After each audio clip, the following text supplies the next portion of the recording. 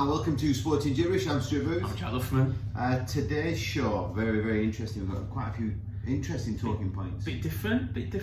Yeah, we've got a few different sports on there. So we're going to be covering a little bit about MMA. Big fight announced this week, so we'll talk about that. Talking point this week is going to revert around boxing. Yeah. We disagree, don't we? Yeah, we do. We're not going to fight though, unless you guys pay a lot of money. Yeah, no, we could be like Logan Paul and that on the YouTube. It's a disgrace, that, by the way. Yeah. We're going to be covering a little bit about cricket, interesting news, especially regarding a certain female in the ranks, which is good news. A little bit about football, but we're going to start off with our sporting week, Luffers. Now, am I looking forward to this? Well, there's only one place to start first. Yeah, your batting average. It's not going very well, mate. No. So but we won the game, which is the most important thing. I took 2 really good catches, which I was pleased with. Thought the look's changing here. Mm-hmm. And then you went out with the bat. Then I went out with the bat and started off nicely, just tick it. Well, in fact, we didn't. We lost our over the second ball to a debatable stumping decision, and then the other lad came in and smacked it down a little bit. We were going on nicely, felt alright, and then umpires saw me off, so to say. Yeah. But I'm not going to go any further because it sounds like I'm making excuses. Was it not the umpire's fault? Did the umpire get it right? No, 100% got it wrong. It hit me in my groin. You're not going to show me any bruises this week, are you? Oh my goodness. Do you want... I'd rather not. So again, another bad umpiring decision that's got Luffers out. It just seems like a common theme, this, doesn't it? Yeah. I'm struggling. So just remind the viewers, how many did you score?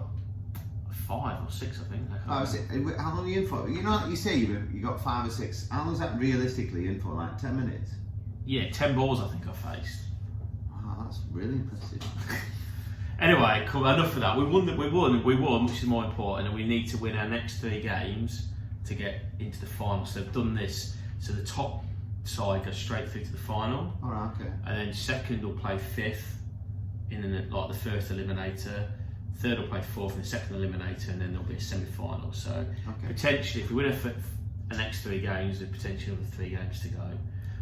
First of which is tonight. So we'll actually play tonight in a rearranged fixture against Reds, and then Saturday morning. So. But yeah, so for people listening, it would have been last night. Yes, so last night. So yeah, which I'm looking forward to actually. I've not played under the lights since pre-season, so maybe a change of fortune before I get it in there. Or maybe not. We'll soon see. We'll soon see. Look, come on, it's only right. Look at this.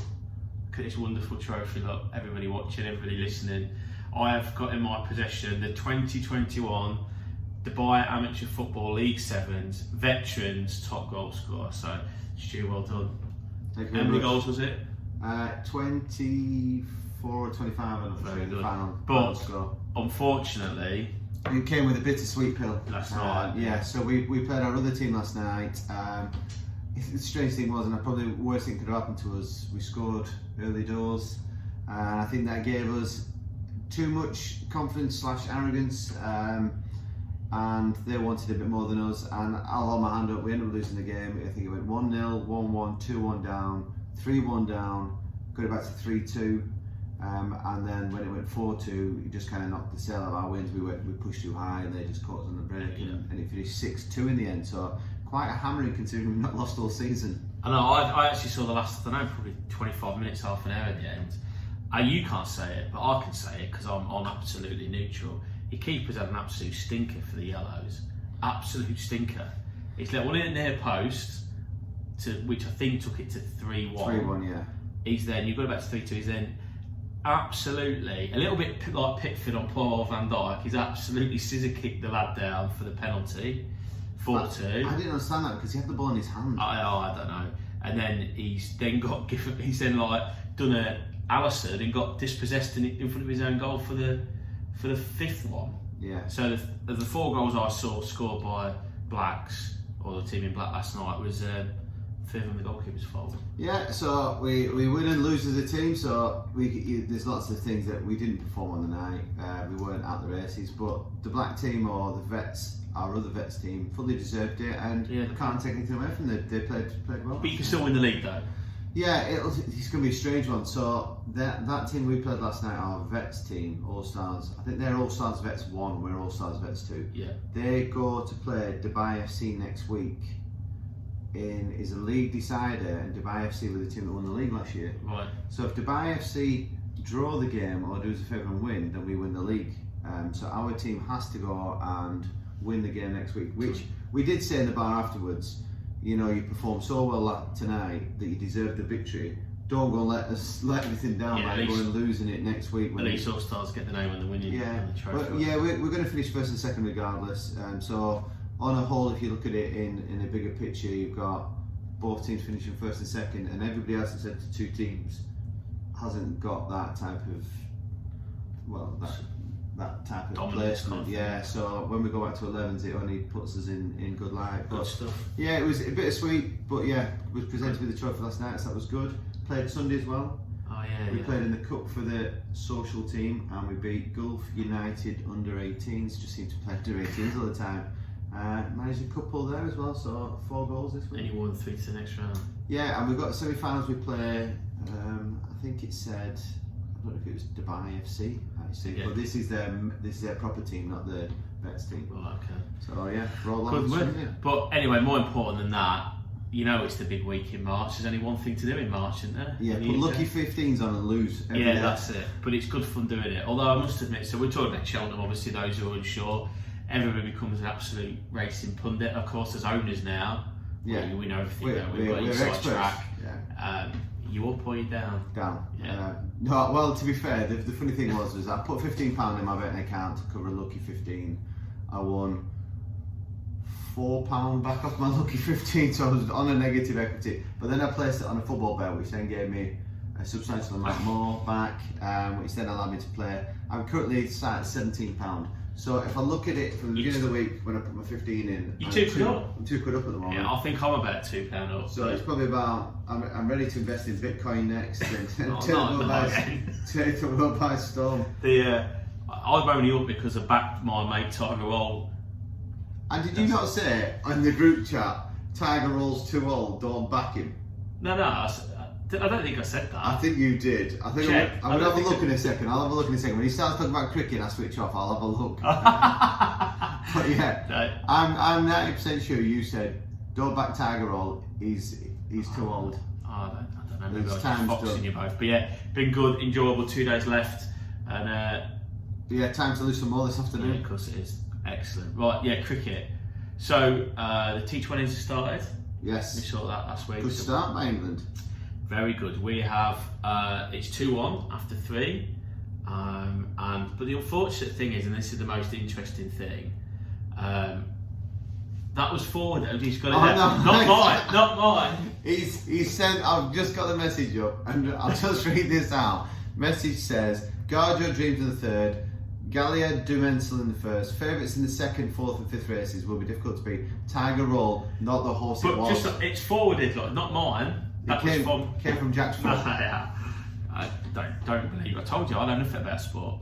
So but it's the interesting thing about the T20s or going forward is that, and there's obviously been a lot of debate about it, is the fact that every side that's won the toss has won the game, and that it looks like it's a lot easier to chase than it is to set a total there, which is interesting. Not just now, but also looking ahead to the T20 World Cup. There, that people are saying we don't want it to come down to chance, and if it's going to go like that, and also there's some stats around that say 65% of games at the minute in either India or Pakistan in the IPL or the PSL played in those countries, so not the UAE, but played in those countries. 65% of games are won by the side batting second. So I don't know how I sit with that. I don't think you can do anything about it. Did you say 65 or 60? 65.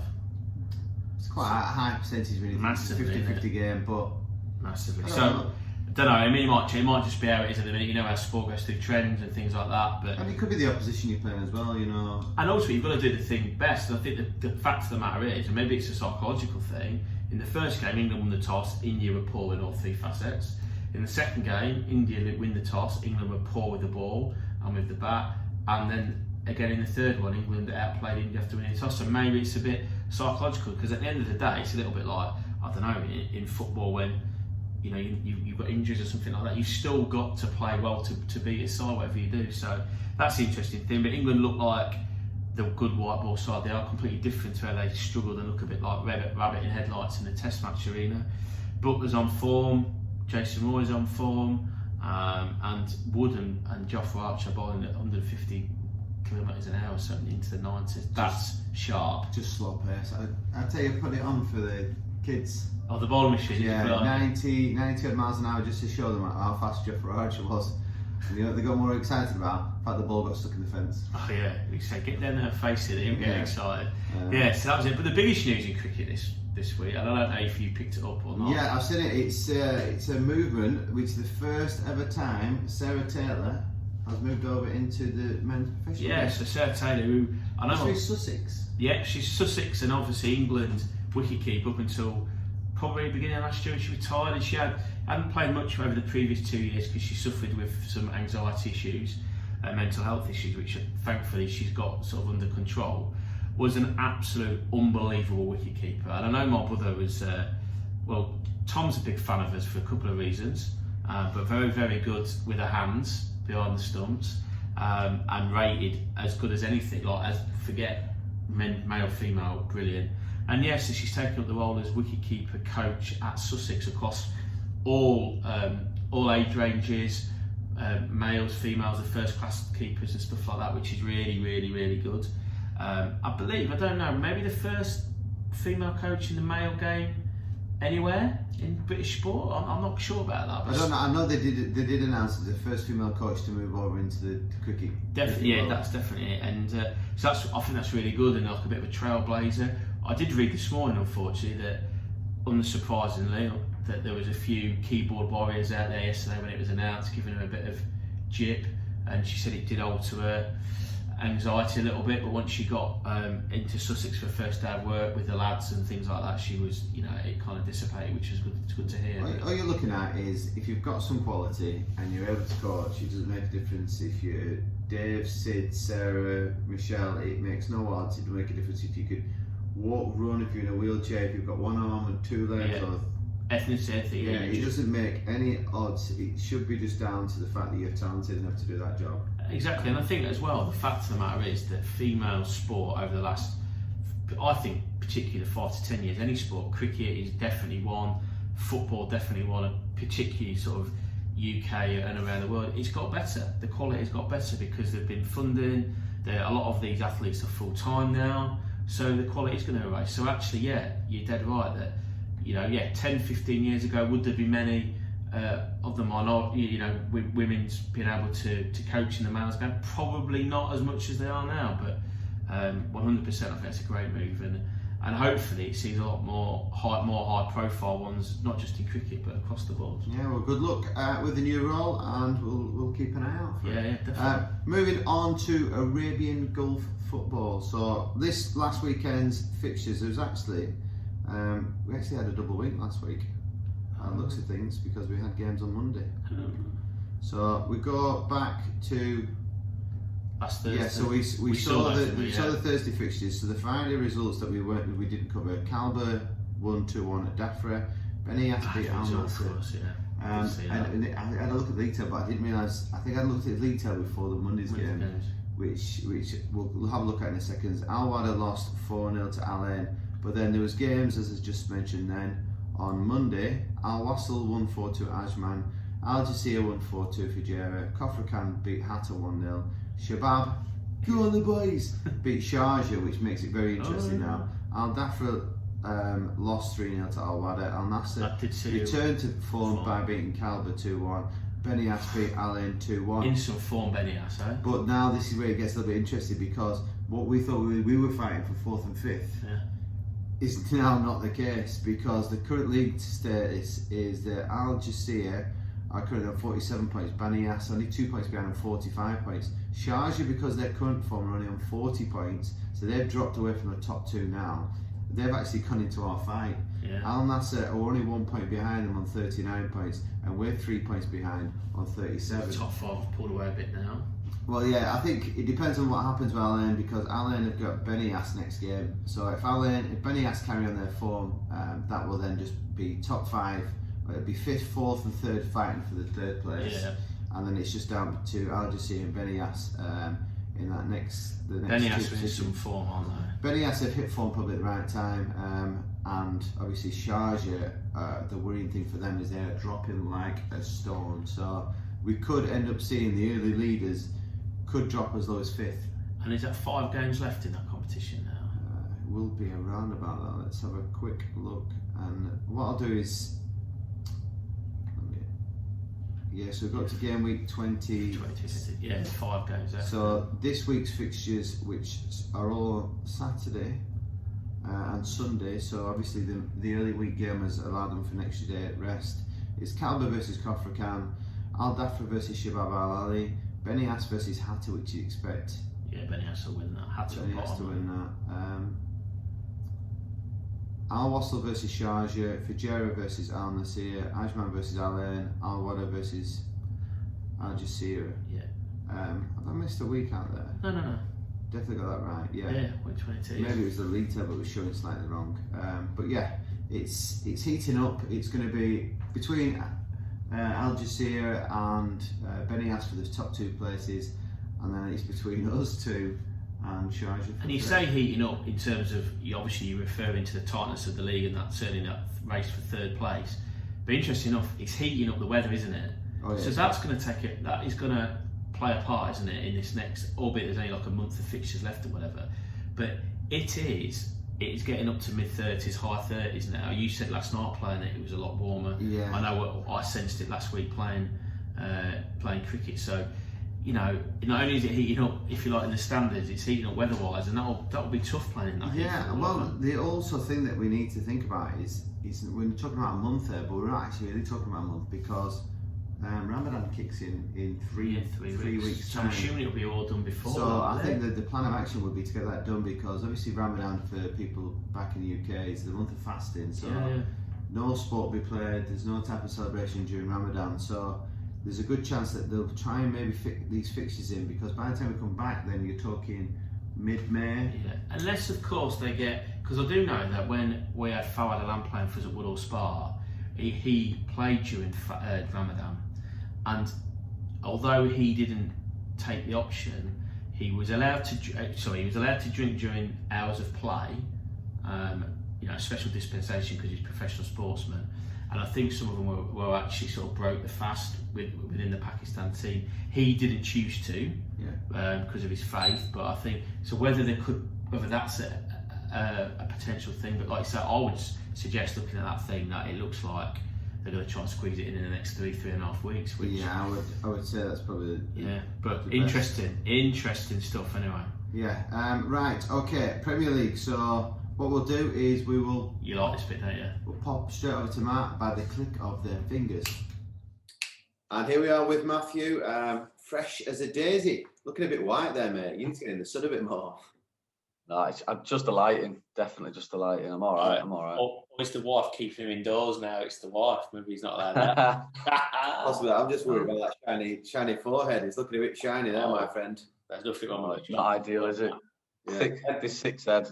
Yeah. Anyway, on to. I don't know if Jack's really appreciating this conversation we're about to have. Anyway, so you decided to do the 3rd derby game in the last few weeks. This one was a little bit more action-packed, wasn't it, Matthew? Talk us through it. Yeah, I mean, I did mention at the end of last week I was hoping for a good derby, and I think I actually said I want a derby, red cards, controversial incidents and good goals. So again, if I was a gambling man, could have backed that because it had everything that we said, didn't it? I have enjoyed speaking to Jack about it actually through passing at work. He had a bit of a heated argument with the lad who beat him in the cup as well, Mr. Rochester, a big Arsenal fan. I didn't know he was an Arsenal fan until Sunday. Didn't know.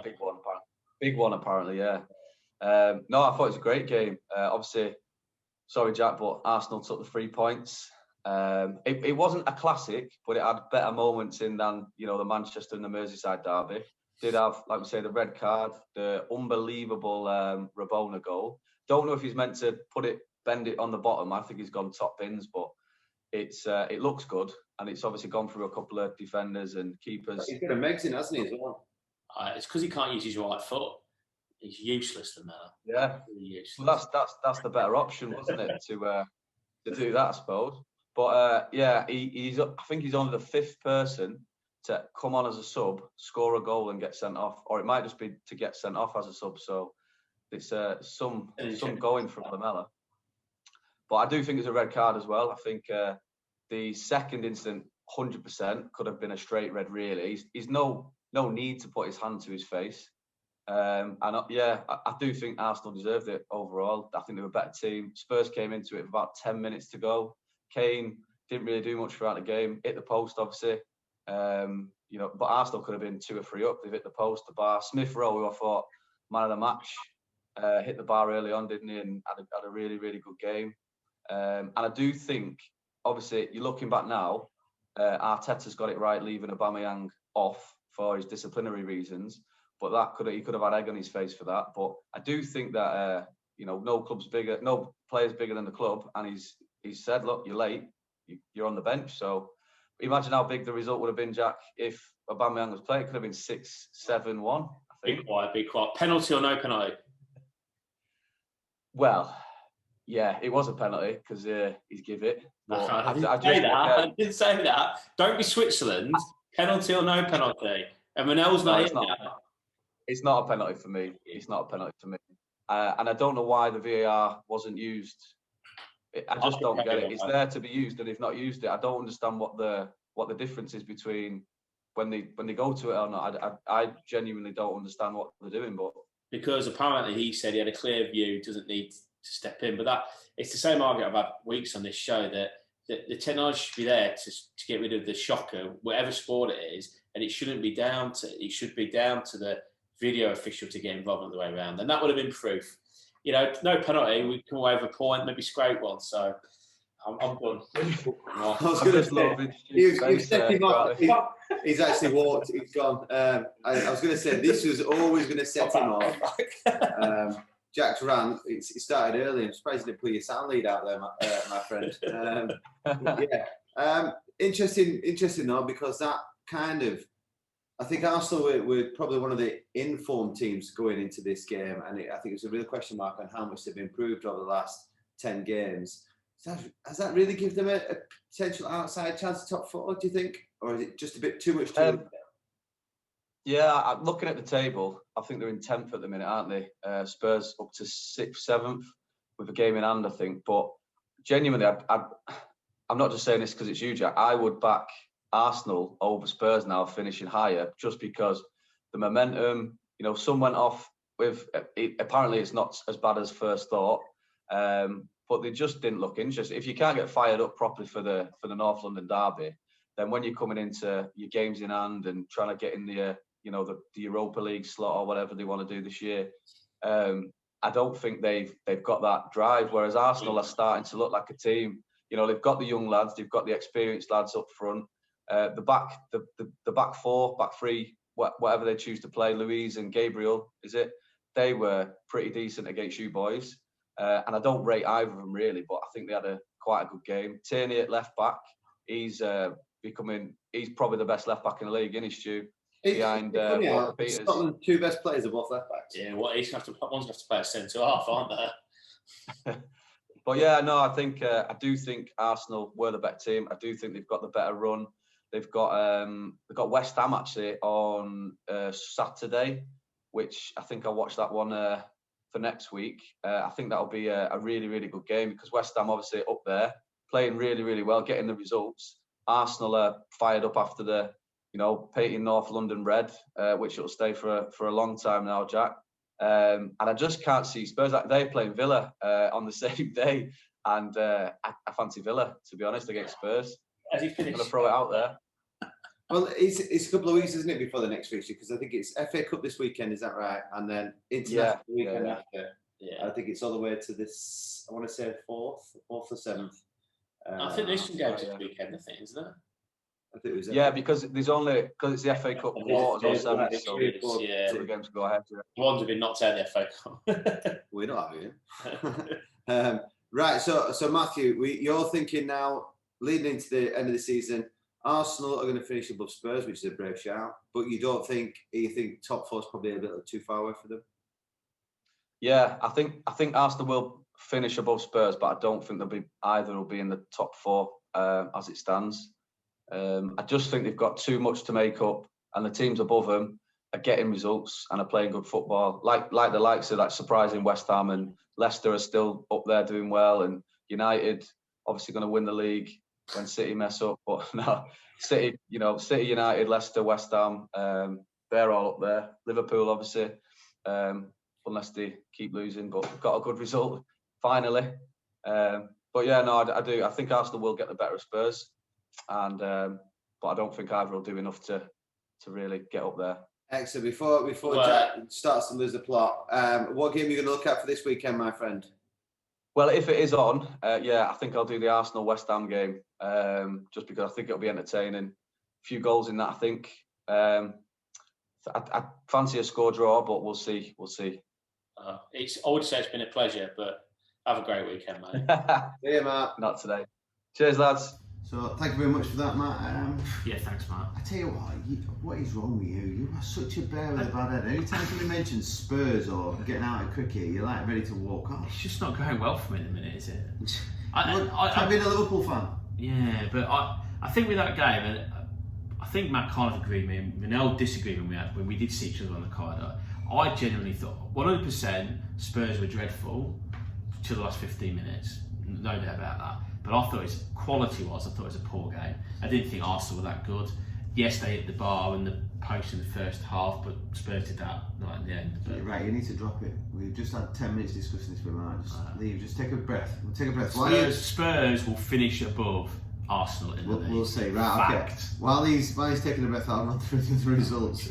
Newcastle 1-1 with Villa. Leeds 0-0, not an entity game with Chelsea. Palace beat West Brom 1-0. Everton surprising loss to Burnley. Their home form's awful, isn't it? Yeah, and then City carried on as normal, winning 3-0.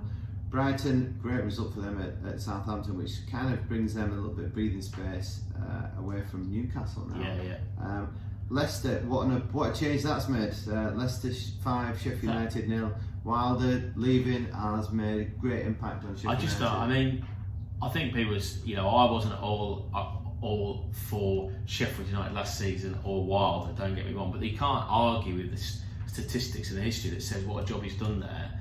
What a bizarre thing to do at this point in the season, and then not to even have anybody it's just literally an interim thing, isn't it, with the 23s coach. And obviously, I think the players have shown the colours, I think. Yeah, I think that's the even stranger thing, is that under 23 coach only came in this season having gone and done another job somewhere else with lower league, and then was appointed as under 23 coach and then promoted very quickly. So something internally has definitely gone and wrong there. We covered the Arsenal game, so we'll skip past that. United scraping a scabby 1-0 win. Okay. And then, to be fair, I stayed up and watched the Liverpool Wolves game. Sorry, Daryl. I generally thought it was a penalty. I thought Alisson should have been punished for the decision. And this is what I text you about. So, what's the right back called? He played for Barca. Nelson Semedo. Nelson Semedo. The ball's come in and Alisson's kind of caught it and then dropped it. But then he's kind of like come in and he's just absolutely nailed Nelson Semedo and just cut him in half. A bit like the challenge last night. Yeah. But then what happened was, because the referee didn't give anything on the pitch, when they reviewed it, they were saying, well, it could have gone either way, so it wasn't a clear, obvious decision. But then it made me think about you talking about cricket, that gamesmanship's going to start creeping in, is that people are going to start to claim for everything, because then if the referee does give it, then it's very hard for them to split really tiny, minute decisions then to be overturned, because it's not going to be clear and obvious. 100%. And I think if Wolves had maybe cried a little bit more on that, they could have. I thought it was a penalty. They could have had a penalty. Jota's popped up. We've been absolutely above average first half. Salah's not touched the ball. Mane's had a couple of half chances, and then out of nowhere, Jota's going to hit a shot that Patricio should have saved, and it's crept in. But 3 points. But then the talking point we're going to talk about. Yeah, we might as well do it now. Is that it's not been as obvious as what normal ones have been, but it could have been flagged. So the ball's gone through. Mane's gone through on the goalkeeper. He's opened up the goalkeeper and he's flicked it round him. But as his keeper's come out to dive, Conor Cody's running and he's ended up smacking him in the head and put him in a world of pain, and literally I think that happened in the 86 minute, and we never resumed play till the 100 and something minute. Yeah, I mean, luckily it wasn't. I don't think it's as bad as what the first did. But your point is exactly right, and I think every pundit, every football fan, we've said it when we've been watching games. There's some rules that are brought in, and laws, I should say, and protocols that I absolutely do not understand. That is one of them. Yeah, so you actually mentioned it, yeah. So it's the linesman didn't flag. The delayed. The linesman waited till the play happened and then he flagged. But he knew he was offside, so the argument is if you know he's offside, and when he came to the camera, it wasn't close, you know, like it was obvious, and he knew that. That's why he flagged. And obviously, I would say it's got something to do with the old VAR lines. It's got to be, but it's just bizarre. And like you say, everybody's saying that it's an accident waiting to happen, and there you go. And it did. So let's hope that they go back and look at that, because it's ridiculous. And I don't think it's fair on the linesman, because in the heat of the moment, players will forget it. So if they know, like, I know you're offside, I'm going to start bellowing at the linesman. The linesman, probably, or the assistant referee, I should say, knows it's offside. Yeah. But in the heat of the moment, the players aren't going to remember. Oh yeah, he's got to delay it. And I just don't think he's doing officials any favours whatsoever. No, I think to give the line, it was a close one, but it wasn't. I thought it was offside when it happened, and then when he came back, it was clearly offside. But from my viewpoint, is the liner thought that, you know, when the ball was played, that's why as soon as the ball's gone in, he's put his flag up. Yeah. It's not a case they've gone and reviewed it. Yeah.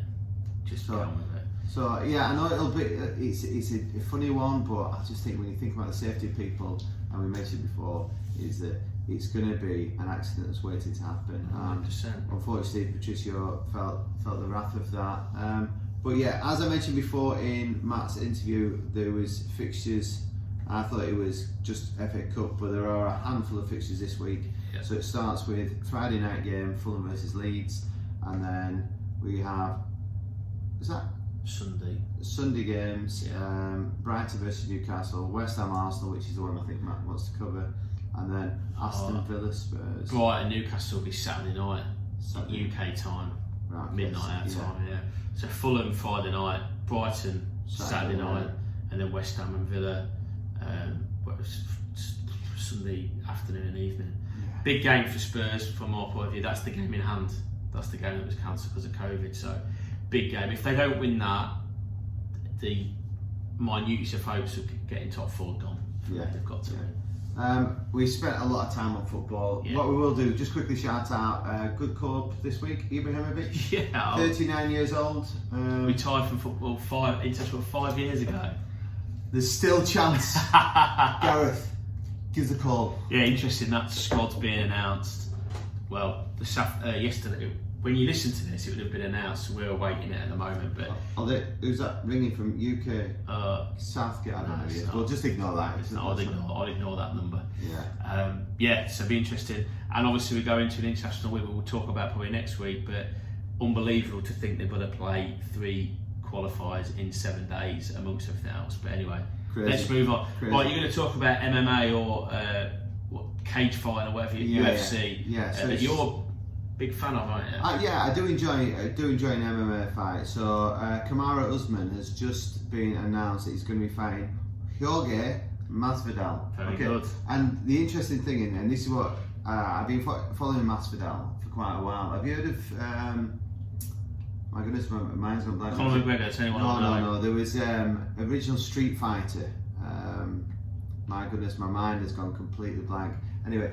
Jorge originally took this Usman fight with like a drop's notice and actually lost it. Oh, that was last summer, wasn't it? July 2020 that he took it at the last minute. Yeah. And he ended up actually losing it. So this time it's going to be quite an interesting fight because it's going to be he's going to have prepared time, you know. So he's going to be in much better condition, much better shape. So that's the one that's going to be announced. And the interesting thing is it's going to be in Florida. In front of 15,000 people, so that's interesting. But what I was trying to refer to, and it's just come to me, is there was a guy called Kimbo Slice. For YouTube followers out there, you would have seen Kimbo Slice. Kimbo Slice was an original Miami fighter. So what he would do is he'd arrange fights in people's backyards. Right. So Kimbo would turn up, he'd come along and go, right, okay, I'm fighting you today, Jack, and it was literally shirts off, and they just went Like, what's not Lockstock? What's the follow-on film for that? They do like bare knuckle fighting, yeah. Brad Pitt, what's the follow-on? Yeah, I know what you're about, but no, it's not like that. Right. But it's just in somebody's backyard. Right, okay, so there's literally like 10 people there, and they used to video record it and they'd upload it to YouTube. They then tried, because it was all illegal, they then tried to legalise this type of fighting. Anyway, Jorge Masvidal appears on Kimbo Slice's fighting, because what Kimbo started to do was then started to generate people coming along, and then he would charge a little bit of entrance fee, and then they used to try and cage it off, and the police would come and obviously break it up and whatnot. But that was the interesting thing. So Masvidal, his original was a street fighter, turned UFC. Kimbo Slice, who rests in peace now, actually tried to go into UFC, wasn't as successful because he's just out and out. And I'll show Jack a quick picture of him, and you'll be like, wowzers. So if Jack's never seen him before, look at the size of it. He's a big old boy, and he was mean. He was a mean looking guy. He used to just walk around with a huge gold chain on. Oh, right, so like Masvidal then is a bit of a kind of rags to riches kind of story. Oh yeah, definitely so. Yeah, he looks a bit like Mr. T. He does a little bit, yeah. So he used to wear like a bandana hat because he is bald like Matt Aldridge, top of his head, but was like the original Street Fighter that turned. But yeah, the interesting thing, and that's what I like to pick up on, is that Masvidal was one of the originals from Miami. Right, okay. That used to fight under Slice's like ring. So if he wins, what's at stake? So they're going to be fighting for the welterweight title. Okay. So yeah, back in, I think it was in July 2020, he took it on with 6 days notice. Oh. So there's next to no time, and obviously he lost that fight. But like I said, this Masvidal is a scrapper, and love him or hate him, he has got something about him. Yeah. And he's just a lad from the streets. It's interesting. I know my dad will always say, and obviously nothing about UFC fighting, but that in his experience of seeing particularly football, etc., that there are way better players that are on the street still, inverted commas, that never got the chance to make it big time. Some turned it down because they had a better career or they didn't need it for the money, and then actually people have made it, and that's the kind of such story that maybe, if that, not that we're encouraging illegal fighting on the streets, but if that won't happen, then this guy might not be making millions. No, you're completely right. There's or in the octagon, I should say. Yeah, there's a few footballers, like you said there is. I know one lad that got offered a pro contract for a lower division team, but the time, through his job and his work, he was playing for Crawley Town when they were semi-pro, Oh, yeah. and through the job he had, and then the money he was getting from Crawley Town was actually more than turning pro. Yeah. So he turned it down initially, and I think eventually ended up at Oldham. And I know that actually, just on that quickly, and they've just got another job, but the Carley brothers, obviously with your profession, head of PE, when they made that move to Lincoln, it was such a gamble, because obviously as a head of PE in England, down in London, where they'd have been on a decent whack, and the money that they were taking, the salary was no more, and obviously the risk of football management was massive. And you know, for them, it's worked out in their favour. The gamble paid off, but yeah, there'll be lots of stories like that around there. Interesting enough, they've just taken a short-term contract at Portsmouth today. Have they? Yeah. Right. So you were thinking that maybe Charlton was on the books. Adkins has gone there. Right. Another one who does the rounds. Yeah, there's So a few, isn't there? Carlers have agreed to go to Portsmouth till the end of the It's a season. big science club, isn't it? Big club, got a chance maybe of making the League One playoffs still. Yeah. So I'll be interested to see how they go. Yeah, right, okay, talking point. So we're going to stick on to the topic of fighting. Yeah. So yeah, announced this week that a 2-fight deal between AJ and Fury has been signed to amalgamate. That's not quite. Not amalgamate the belts? That's what unify the belts. 2-fight deal, the biggest fight in UK boxing history, probably as big as any is going to be ever. Have they said whether the fight's going to be? Because there was talk of potentially Saudi getting one of them. Surely to goodness, one needs to be at Wembley. Oh yeah, we actually had it. I would say I'd like to see Wembley and maybe somewhere in Dubai. Oh, that would be awesome. What, like my back garden? Yeah, why not? I'm not quite. Sport and Jibberish can cover the fight live. Yeah. But it's going to be 2-0 anyway. It's going to be a landslide. Yeah, what to AJ? You've not got a chance. Here we go. You know what you said. I'll let you go first. Well, I was going to say, you said at the beginning, this is not my remit. You are completely correct. The fact that you're picking AJ to beat Fury is technically the better boxer without a shadow of a doubt. He's proved in his last fight that he's got two different styles when he fought Wilder. He should have won the first Wilder fight, they called a draw. He's able to take a dig and get up off the floor from it, which AJ can't when he got knocked out by that chubby New York guy. So there's question marks over AJ's heart.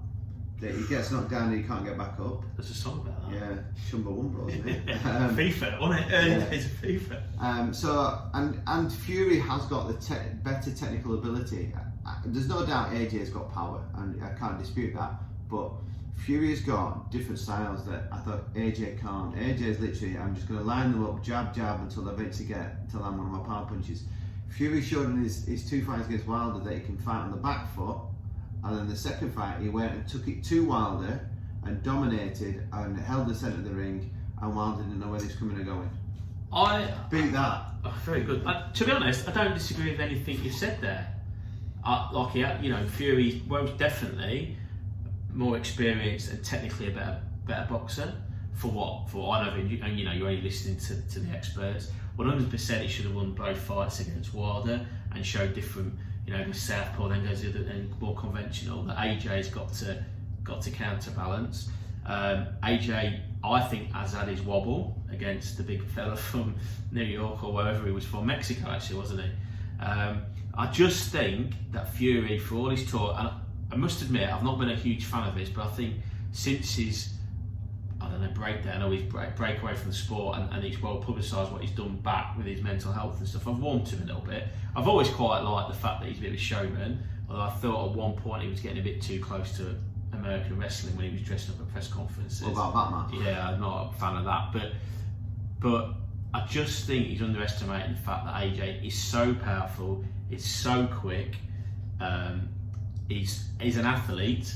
And I think he'll certainly be looking after himself. Well, didn't Fury say at the minute that he's drinking 12 pints a day at the minute? Because he's been there and done that before, hasn't he? But for me, I just think that AJ will be too strong and too quick for him, and he'll win 2-0.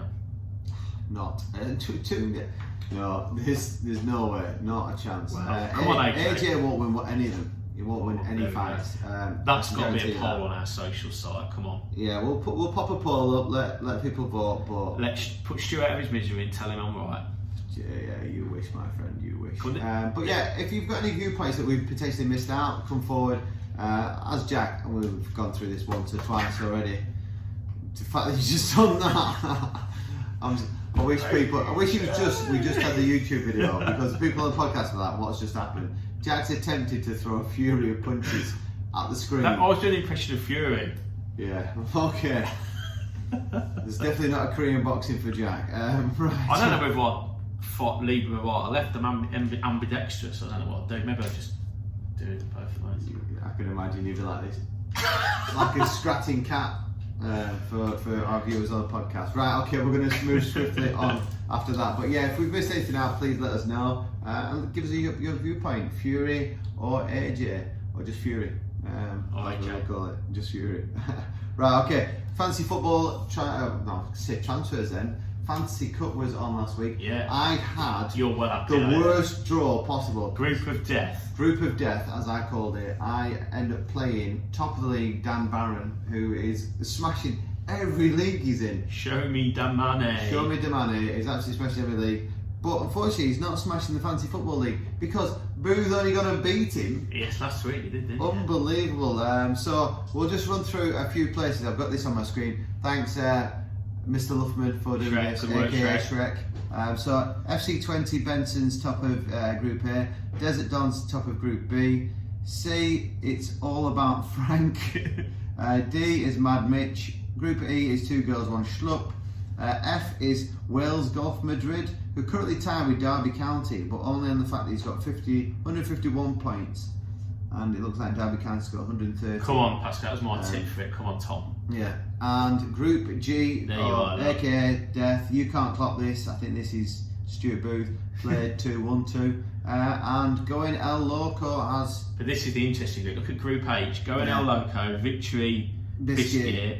Do not something. Oh, did not get the agenda, Yeah. and that's George. Yeah. Harry's George. Currently FPL. are all on 3 points each. Yeah, so it's on points scored throughout the group stage. So at the minute, top, and there's no such thing as joint top. I had this last week.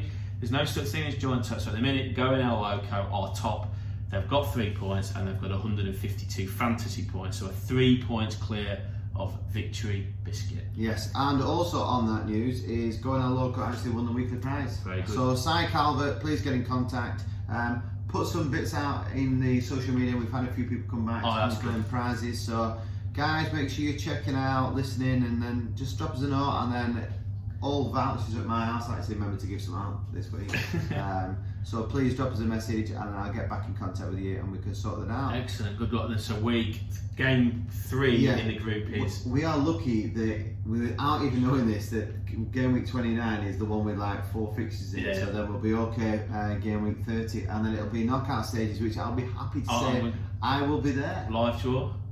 As your No, it's already... Oh, we've already planned it out? It's already preempted. So the good news is that one of us will be in the quarterfinals. Very good, Stu. Right, that's it. What's the plans for the weekend? Nothing planned, but maybe we'll talk about maybe brunch not brunch. Brunch not brunch tonight. I'm cricket tonight. That'll be a late finish. We'll be playing till 1 o'clock in the morning. I don't think so. I've seen you batting. Oh hey, anyway, on that note, get in contact, particularly AJ Fury fight, because at the end of the day, what does Jack know?